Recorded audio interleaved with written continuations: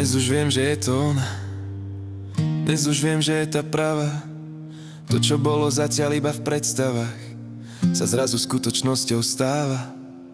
To, že dlho som ju hľadal, malo ako všetko jasný význam. Stretol som ju presne v čase, keď už vo vlastnom živote sa vyznám.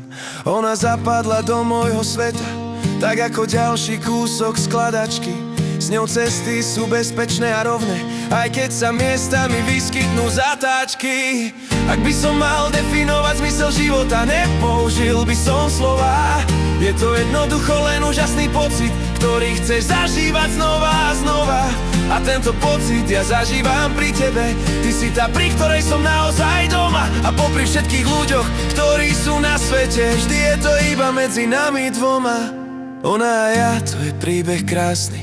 Prehal by som každému jednému z vás, aby ste našli to, čo som ja našiel, keď nadíde ten pravý čas. A keď som myslel, že to, čo mi dáva, je maximum, čo som si dokázal prijať, ona ma spravila ešte viac šťastným, keď vďaka nej počujem našu dceru sa smiať. Tá naša radosť sa zakrátko znásobí a moja láska k nej každým dňom rastie. Veď sa nám ďalší člen rodiny narodí, až pri nich som spoznal, čo znamená šťastie.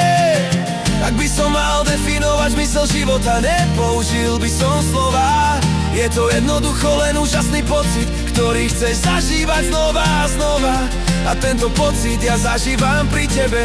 Ty si tá, pri ktorej som naozaj doma. A popri všetkých ľuďoch, ktorí sú na svete, vždy je to iba medzi nami dvoma.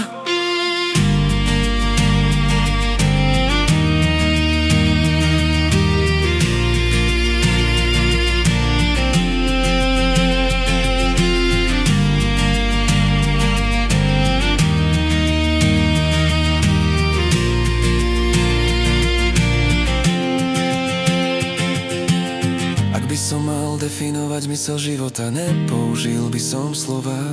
Je to jednoducho len úžasný pocit, ktorý chceš zažívať znova a znova. A tento pocit ja zažívam pri tebe. Ty si tá, pri ktorej som naozaj doma. A popri všetkých ľuďoch, ktorí sú na svete, vždy je to iba medzi nami dvoma, medzi nami dvoma.